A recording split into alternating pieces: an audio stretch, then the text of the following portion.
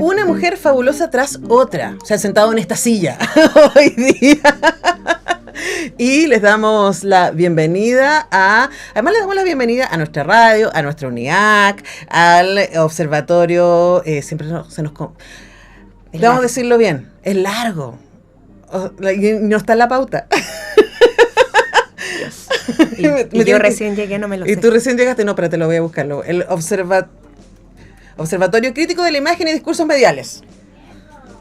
Ahora hice trampa porque lo tuve que ir a buscar a WhatsApp. Pues soy parte del Observatorio Crítico de la Imagen y los Discursos Mediales. Es más fácil Radio UNIAC, es más cortito. Vamos a inventarle una sigla. Esa voz que escucharon es tu doctorado es en Historia. En Historia, es la doctora en Historia, Judith Silva, que se une como académica y como miembro del Observatorio Crítico de la Imagen y Discursos Mediales de UNIAC, acá en nuestra Facultad de Comunicaciones. Muy bienvenida, Judith. Muchas gracias, estoy feliz de estar aquí, sobre todo en la silla que ocupó Gloria Muchmayer. Qué maravilla, ¿no? Sí. Tenés que acercarte un poquito, acerca la silla porque ya te estamos escuchando poco. Al micrófono. Ahí sí. Sí, no, me imagino estuvo la Roserta antes. No, chao, pescado. Sí, así es el nivel. Es el nivel de invitadas que tenemos en este programa. Una cosa impresionante. Y ahora Judith Silva. Y Judith, queremos hablar de cine hecho por mujeres, que es un tema que a ti y a mí Así nos conocimos nosotras. Nos conocimos. Qué hermoso. Hace muchísimos años atrás. Y mira dónde estamos ahora. Aquí estamos, sentaditas haciendo un programa de radio, sí. Porque en esa época yo dirigía el Festival de Cine de Mujeres, FemCine, y Judith era una investigadora. Ahora, también a mí me sorprendió mucho en Valdivia cuando se hizo este ciclo dedicado a Sara Gómez, que fue tu objeto de investigación, su cinematografía y su vida para el doctorado. Así que vamos a hablar de Sara Gómez a propósito de el ciclo de cine Maestras que está haciendo la Sala acá durante todo el segundo semestre y que este mes de diciembre ya mostró una pastelería en Tokio de Naomi Kawase, que estuvo en FemCine y que está basada en el libro de Dorayaki, que es un libro así como súper, y es una hermosura de libro. Este es el sábado 6, después vino Mátame Amor de Lini Ramsey y mañana va a presentarse Cobija de la Pame Pequeño, que también fue cofundadora del FemCine. Por supuesto, vamos a invitar a la Pame cuando la película llegue a cartelera. Beard de Andrea Arnold va el sábado 13. Después Limpia de Dominga Sotomayor, que yo todavía no la veo, ya está en Netflix. Basada en el libro de Alia Trabuco, y Tomboy de Celine Chiyama. Y ahí hay nombres súper importantes del cine contemporáneo, todos femeninos. Y eso es algo que está pasando hoy día, que podemos tener acceso, aunque, ojo, no se engañen, las mujeres siguen dirigiendo menos del 25% de las películas a nivel mundial. Pero antes era mucho peor. Sí. Entonces hablemos un poquito de la historia de las mujeres en el cine. Si queréis partimos con Alice Guy. Claro. O sea, no solo no la conocemos, sino todavía queda tanto por investigar. Porque además, dicho sea de paso, las fuentes con las que uno investiga han sido catalogadas y han sido seleccionadas y guardadas para un futuro también por una cultura que no considera a las mujeres. Uh-huh. Por lo tanto, uno tiene que ir ahí como sabueso, buscando dónde puede estar, y medio en los intersticios de las fuentes uno encuentra cosas. No todo el mundo deja un diario tan maravilloso como el de Alice Guy, que publicó Banda Propia hace unos años atrás, donde uno pueda saber detalles y un montón de cosas de que ella no era la secretaria de Gaumont, sino que era una cineasta increíble, pionera además. Que fue la madre del cine, así fue la primera persona a la que se le ocurrió que el cine podría ser un acto narrativo. Narrativo, exactamente. Por suerte, gracias al libro y gracias al documental también de la Pamela Green, podemos saber mucho más, y me da mucho gusto porque los estudiantes ahora dicen, no, profe, y Alice Guy, y yo así como, qué bacán. ¿No te pasó a ti, Judith, que cuando empezaste a hacer clases de historia del cine, nosotros empezamos a hacer clases antes de que existieran, por ejemplo, como existe hoy día el magíster en teoría del cine de la Católica, que es el que cursó nuestra Alejandra Pinto, que uno se armó con libros, y en los libros decía exactamente que Alice Guy era la secretaria Gaumont. O sea, el libro que es base, fundador de las personas que estudiaban cine, estoy hablando de la década de los 60, 70, era el libro de George Sadoul. Sí. Y en esa página que salía, en una página decía Alice Guy, la secretaria Gaumont. Fin. Y ese libro fue el que guió toda la ola de nuevo cine latinoamericano y de ahí para adelante, digamos. Entonces, es muy, muy de ahora esta mirada a una cineasta como ella y como otras tantas cineastas. El año, ya no me acuerdo qué año, pero en Valdivia presentamos un ciclo, el ciclo Cine Mujer, con cineastas mexicanas de los años 70 que hicieron películas sobre el aborto, una animación también, películas. Ellas tenían como una especie de observatorio, ya que estamos, se juntaron y hacer películas. Y hoy podemos conocerlas medio por milagro, medio esfuerzo de ellas mismas, de la universidad, del festival que pagó esas digitalizaciones, digamos, para poder verlas en el festival. Son esfuerzos bastante como personales, ¿no? Y cruzadas para poder lograr una continuidad y tejer una continuidad desde la historia del cine, porque la historia del cine, yo que estudio historia, y que es muy raro a la gente que estudia cine en Chile, en otro lado, ¿no? Hacer esa continuidad, tejer esa continuidad desde los inicios del cine hasta ahora, por un cine hecho por mujeres, todavía es un desafío muy grande. Lo sabemos quienes nos dedicamos a esto, pero hay esfuerzos súper grandes que han hecho los de la Cineteca La Chile, los de la Cineteca Nacional, que somos todos amigos porque es muy pequeñito, entonces, y con otros lugares de América Latina también. Es muy bonito ese esfuerzo, como esa cruzada de relevar esta figura y esta mirada que yo me acuerdo en el colegio, hace muchos años atrás, la discusión era, ¿existe una literatura de mujeres? Ah, me acuerdo, perfecto. Y yo, era chica, decía, yo creo que sí. Y ahora digo, o sea, francamente, las preguntas que hacían... O sea, a mí hasta el último año que dirigí FemCine me preguntaban, bueno, háblanos de... ¿Qué es el cine de mujeres? Y es como, a ver, espérate, pero es como cuando me pregunté, no es el western, no es el cine de horror, es todos los cines posibles adentro, porque las mujeres somos muy diversas.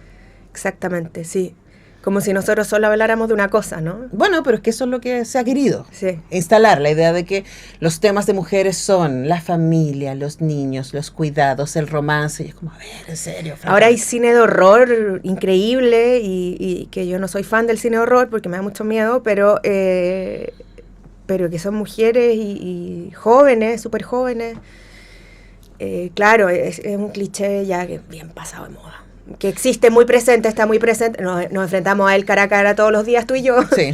Pero se está haciendo todo. Animación. Terminó recién Inédit. Videoclips, documentales musicales, en fin, o sea, es de todo. Es de todo. Hay una sensibilidad que es muy hermosa en las mujeres y que el cine tiene que agradecer también. Sí, y además porque, de nuevo, se piensa desde fuera de la caja, ¿no? Y por si acaso les sirve. Y esta cuestión, yo siento que también cambió una sensibilidad de ciertos varones alrededor, porque estaba pensando que el Raúl Camargo y su equipo tienen una mirada súper feminista de cómo vamos a armar la curatoría del Festival de Cine Valdivia. Ahora. Por eso los quiero mucho, les mando besitos a todos mis amigos de Valdivia. Claro, pero sí. Pero el Festival de Cine Valdivia no siempre fue eso, estoy dándolo como ejemplo, ¿no? Estaba pensando en Mark Cousins, por ejemplo, que es este gran historiador del cine que lo queremos tanto. Vean, están en YouTube los capítulos de Historia del Cine, una odisea, en donde él conscientemente decide ir a los márgenes y contar la historia del cine. Por supuesto pasa por los hitos hollywoodenses y europeos, pero se va a Egipto, se va a Latinoamérica, se va a Asia y le da mucha importancia al cine hecho por mujeres. Y ahí, por ejemplo, entrevista a una historiadora que dice que durante la época del cine mudo las mujeres hicieron muchísimo cine, no solamente Alice Guy, dirigieron, produjeron, escribieron y... Tenían productora. pero que después de los 30, cuando empieza a llegar la plata, La industria. a las mujeres se las saca de ahí, como en cualquier cosa. Las mujeres estamos ahí resistiendo y creando hasta que se vuelve una industria y ahí dice, ay, ya bueno, entonces ahora hay que pasarle las cosas a los niños, pero los niños saben manejar la plata. Bueno, y a mí me interesaba hablar contigo, Judith, a propósito de esto mismo, del canon, ¿no? Y de la investigación que tú hiciste sobre Sara Gómez, porque a mí me dio mucha curiosidad cuando vi ese ciclo. ¿Cómo llegaste ahí? Bueno, voy a hablar del ciclo, cómo se concibió el ciclo y luego cómo llegué a Sara Gómez. Pero el ciclo, además, fue una co-curatoría que hicimos con Raúl Camargo y se llamaba Miradas Cruzadas. Era entre Áñez Bardá y Sara Gómez, porque Sarita, cuando era Sarita, muy joven, fue asistente de dirección de Áñez Bardá cuando estuvo en Cuba, hizo San Luis cubano. Entonces, y ellas tuvieron conversaciones muy bonitas, por ejemplo, sobre la maternidad y ser cineasta. En esa época, estamos hablando, ¿no? En los años 60. Y que ellas no querían renunciar a ninguna de las dos. Ellas querían ser madres y querían hacer películas. Y era una declaración de principio. No voy a dejar de hacer películas por ser mamá y voy a ser mamá igual. Y voy a andar con los caros chicos el rodaje, lo que sea, pero lo voy a hacer igual porque quiero y porque es necesario también. Como un acto político también. Personal, bueno, lo personal es político, ya saben. Entonces, bueno, juntamos temáticas que ellas dos tocaban, siendo de generaciones muy distintas, y resultó ser todo un éxito. La gente todavía recuerda, es muy bonito porque yo digo, no, yo estudié a Sara Gómez porque soy como una divulgadora, no sé. Militante del saragomismo. Ella debe decir del más, ella déjame tranquila, déjame en paz. Y dicen, sí, yo vi las películas y me acuerdo, no sé qué. Ahora se pueden encontrar algunas en YouTube, pero en ese tiempo no había mucho. Bueno, yo llegué a Sara Gómez porque yo estaba presentándome a un programa doctoral y traía conmigo una tesis de máster que hice en Francia sobre el ICAIC, el noticiero latinoamericano ICAIC, cubano de la Revolución. Y bueno, mucho varón blanco, hetero, con todo respeto a Santiago Álvarez, de Titón, en fin. Y entre medio de todo lo que estaba viendo me encontré con Sara Gómez. Y dije, a ver. ¿Pero qué te encontraste? ¿Hablando de ella o como material de ella? Me encontré un material de ella. Y vi la película y dije, ¿qué? ¿Qué es esto? A ver. Y me fui con esa idea, ya no podía cambiar el tema en ese momento. Estaba en la mitad del doctorado y me fui con esa idea a Cuba, que estuve 3 meses en la Cinemateca de Cuba. Y paralelamente que investigaba el noticiero ICAIC, me puse a investigar a Sara Gómez. Y dije, no, chao. Chao, noticiero ICAIC. Hay muchos libros sobre esto. Sí. Yo no voy a abarcar más de lo que ya se ha abarcado en una tesis doctoral. Vamos con Sara. Llamé por teléfono a Pedro Chaskel, que en paz descanse, maestro. Le queremos mucho. Sí, le mandamos saludos donde está. Y me dijo, no, yo no vi las películas porque ella ya había muerto cuando yo empecé a trabajar en Cuba, pero sé que existen. Bueno, y después con la investigación todo me enteré que sus películas en verdad estaban guardadas en una bodega, medio fondeadas, medios que no las estrenaron, solo le estrenaron 2 películas. Ahora, ¿por qué? Bueno, Sara Gómez, mujer, joven, tenía todos los pecados. Era mujer, era joven, mujer, era negra. Joven, era afrodescendiente y era criticona. Era revolucionaria, sus películas fueron producidas por el ICAIC, pero era criticona, tenía su postura y eso le trajo muchos problemas. Por supuesto. Y murió muy joven. Una mujer que no es dócil siempre va a generar problemas, van a decir aquellos. Más si así cine, o sea, porque tenía en tus manos una herramienta muy poderosa. Y bueno, ¿cuál es la forma de que esa herramienta poderosa no se propague? No le estrenamos las películas. Claro. ¿Cuántas películas hizo? Hizo 16 cortometrajes y un largometraje. Pero el largometraje se murió antes de terminarlo y lo terminó su equipo.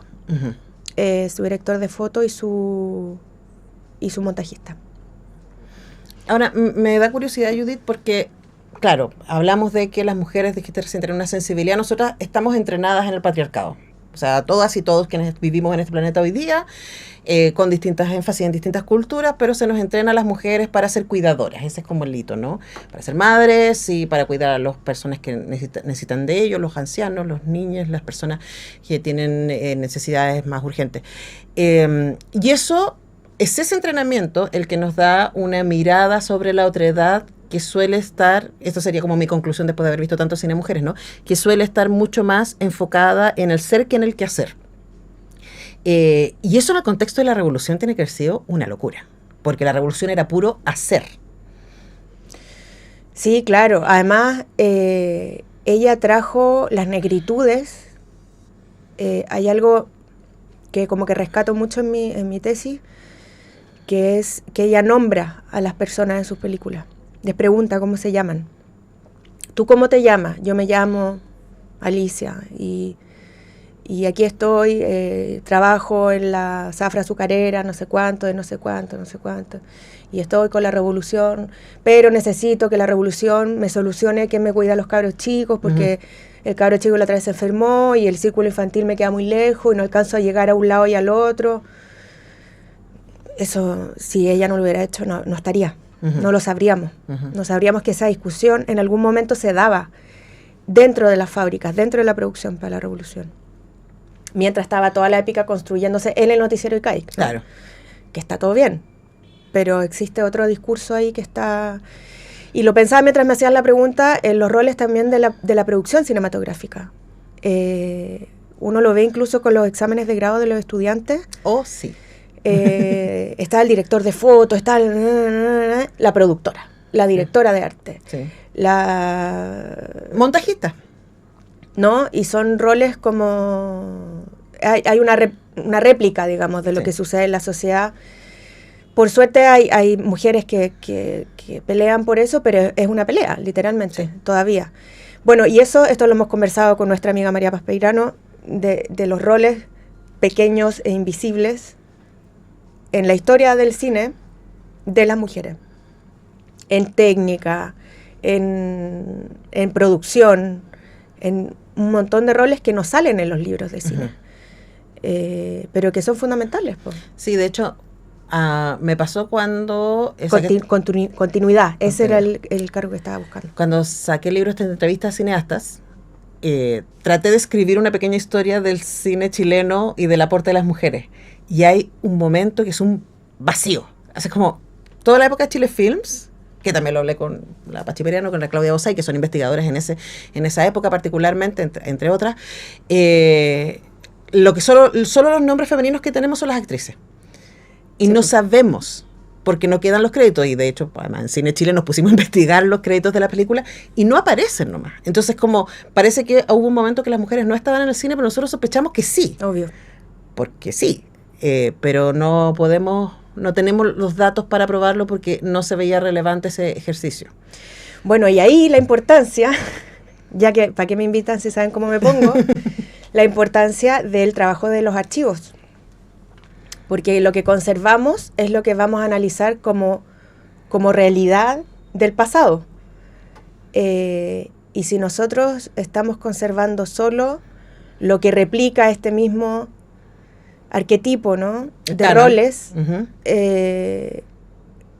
Los historiadores del futuro no van a tener las fuentes suficientes para poder analizar el pasado lo más parecido a lo que pudo haber sido. Uh-huh. Igual siempre la historia es una creación, una interpretación, en fin, pero pongamos las fuentes. Sí. Preocupémonos que estén los nombres, si no pedimos tanto. Así como en la literatura las mujeres tenían que firmar con nombres de hombres para que las publicaran. Bueno, en los créditos del cine, no existe. No, hay mucho trabajo para hacer ahí, pero se nos acaba el tiempo. Vamos a seguir hablando de esto, Judith. Acabas de llegar a ONIAC, Sí. así que tenemos muchas cosas que seguir comentando. Solo les quiero dar el dato de que efectivamente en YouTube pueden encontrar algunas obras de Sara Gómez. También hay algunos documentales. Está en La Otra Isla, La otra isla, sí. que lo pueden ver, que fue lo que hizo para ICAIC. Es hermoso ese documental. Así véanlo. que ahí les dejamos ese dato. Nosotros tenemos que ir despidiendo el programa porque ya veo que viene. Tú no sé si conoces a la Banda de la Memoria, No.